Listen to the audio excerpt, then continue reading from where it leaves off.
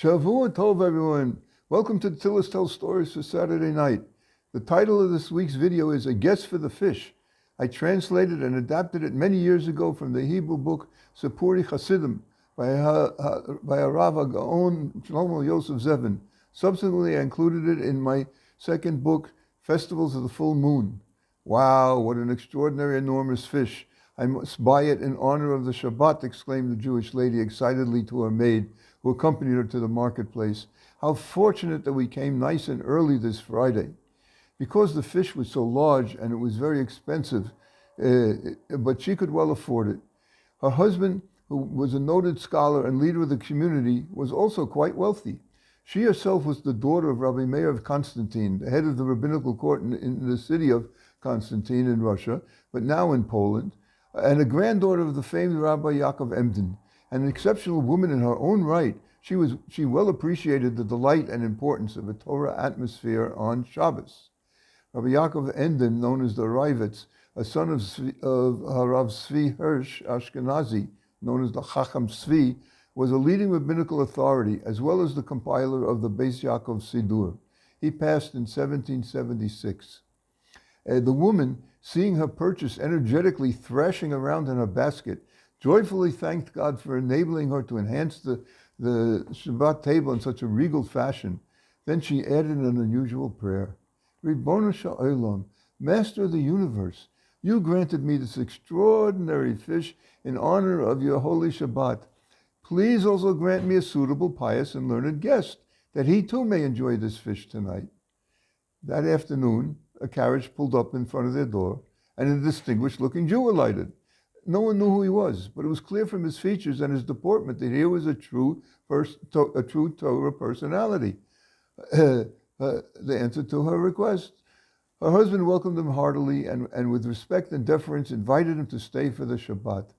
The guest, who chose not to reveal his identity to them, was none other than the holy Rabbi Yitzchak of Jehovich, a leading Kabbalist in his generation who passed on in 1786.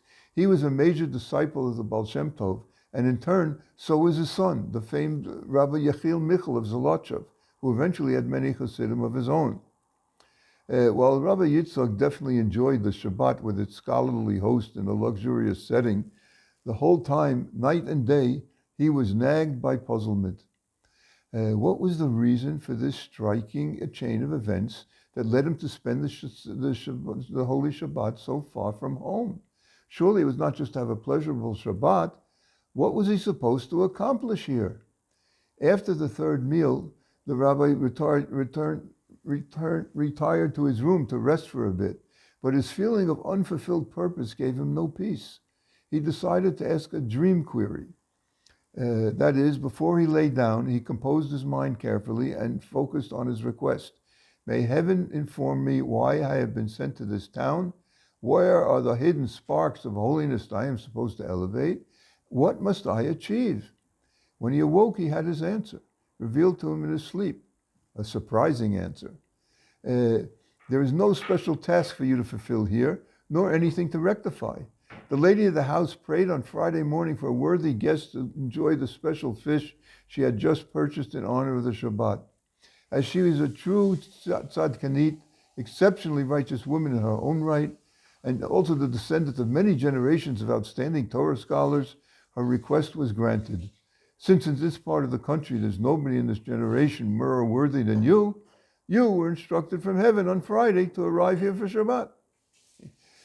After the Havdalah ceremony that ended Shabbat and the Malava Malka meal to bid farewell to the Shabbat queen, Rabbi Yitzchak made his departure. The host and his sons escorted him out to his carriage. Much to their surprise, and certainly at variance with pious custom, their distinguished holy guest requested of them that they call the hosted out for the farewell too.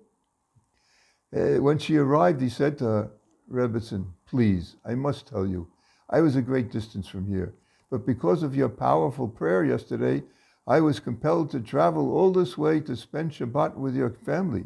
It was delightful, and I am honored to have met you all, but please don't do it again. Be careful with your prayers. See, I told you she was an exceptional woman in her own right.